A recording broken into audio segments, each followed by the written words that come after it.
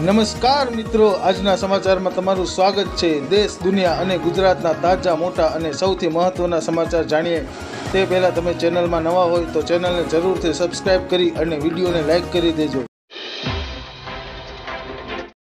નમસ્કાર દર્શક મિત્રો, મહત્વના સમાચારની વાત કરીએ તો બનાસકાંઠા બટાકાનું ઉત્પાદનનું હબ કહેવાય છે। જોકે આ વર્ષે બટાકા પકવતા ખેડૂતોને બેવડો નહીં પણ 3 ગણો માર પડ્યો છે, જેને લઈને ખેડૂતોની હાલત કફોડી બની છે। ચાલુ વર્ષ ઠંડીની શરૂઆત મોડી થવાથી મોટા પાયે બટાકાના પાકમાં સુકારાનો રોગ લાગુ પડ્યો છે। સુકારાના રોગને પગલે સમગ્ર જિલ્લાનું બટાકાનું ઉત્પાદન પ્રમાણ નીચે ગયું છે। તો બીજું બાજુ વાતાવરણ અને ઠંડીમાં ઉતાર ચઢાવને કારણે આગોતરો અને ગેસ સિલિન્ડરને લઈને સારા સમાચાર સામે આવ્યા છે। ગુજરાતમાં ₹450માં મળશે ગેસ સિલિન્ડર। જી હા દર્શક મિત્રો, ગુજરાત રાજ્યના લોકો માટે સારા સમાચાર સામે આવી રહ્યા છે। ગુજરાતના લોકોને ₹450માં ગેસનો સિલિન્ડર મળશે। બીપીએલ રેશન કાર્ડ ધારકોને હવે ₹450માં ગેસ સિલિન્ડરનો લાભ મળશે। જોકે તેની જાહેરાત આગામી ફેબ્રુઆરી મહિનામાં રજૂ થનાર બજેટમાં કરવામાં આવશે।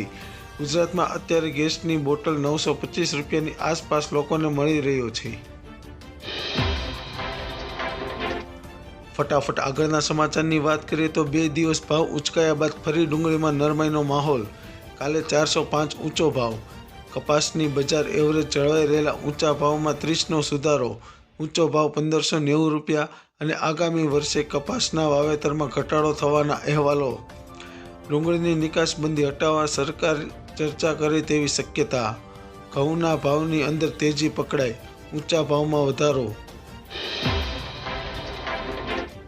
રેશન કાર્ડ માટેના સમાચાર સામે આવ્યા છે। ગુજરાતમાંથી એક વર્ષમાં 1.52 લાખ રેશન કાર્ડ રદ કરવામાં આવ્યું હોવાનું સામે આવ્યું છે। એક વર્ષમાં સૌથી વધુ રેશન કાર્ડ રદ કરાયા હોય તેવા રાજ્યમાં ગુજરાત પ્રથમ સ્થાને છે।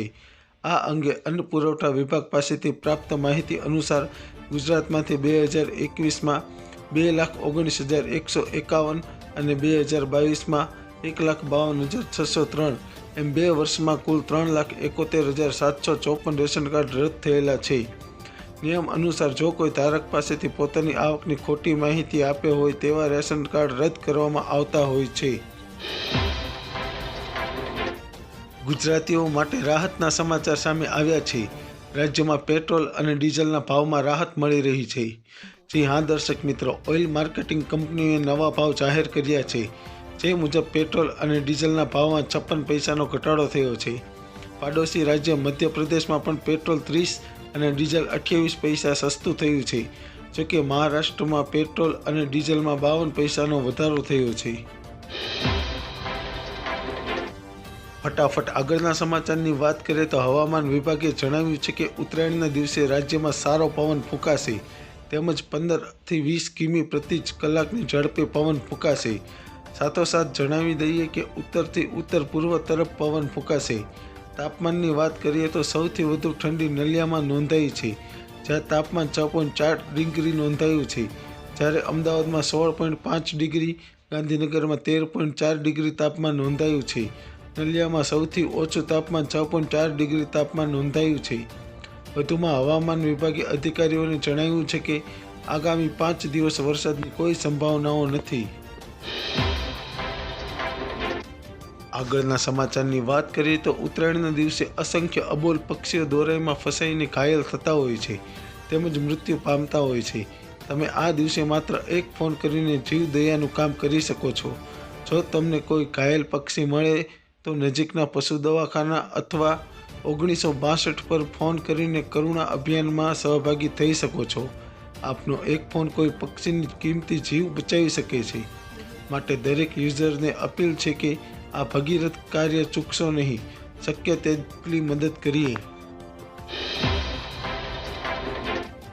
હવે આધાર કાર્ડથી ચેક કરી શકાશે પોતાના બેંકનું બેલેન્સ। સૌ પ્રથમ ફોનમાં *99# નંબર ડાયલ કરો। મોબાઈલ પર વેલકમ ટુ *99# મેસેજ દેખાશે। પછી ઓકે પર ક્લિક કર્યા બાદ ફ્રેશ મેસેજમાં મેનુ ખુલશે। આમાં તમને ત્રીજા નંબર પર બેલેન્સ ચેકનો વિકલ્પ મળશે। જે બાદ ફોનમાં ફ્રેશ મેસેજમાં યુપીઆઈ પિન નાખવાનો આવશે। ત્યારબાદ તમારું બેંક બેલેન્સ ફોન પર દેખાવા માંડશે। ગુજરાતીઓ માટે સારા સમાચાર સામે આવ્યા છે. ગુજરાતમાં આગામી દિવસોમાં અમૃત ભારત ટ્રેન શરૂ થઈ રહી છે, જેમાં સેમી હાઈસ્પીડ અને નોન એસી અમૃત ભારત ટ્રેન શરૂ કરવામાં આવનાર છે. ત્યારે આ ટ્રેન વંદે માતરમ જેટલી સ્પીડમાં અમૃત ભારત ટ્રેન દોડશે. હાલ અમદાવાદમાં અમૃત ભારત ટ્રેનનું ટ્રાયલ ચાલુ છે. વંદે ભારત ટ્રેનની સરખામણીએ અમૃત ભારત ટ્રેનનું ભાડું ઓછું રહેશે. આ ટ્રેન ઓરેન્જ કલરની હશે. આ ટ્રેનને અમૃત ભારત એક્સપ્રેસ નામ આપવામાં આવી રહ્યું છે.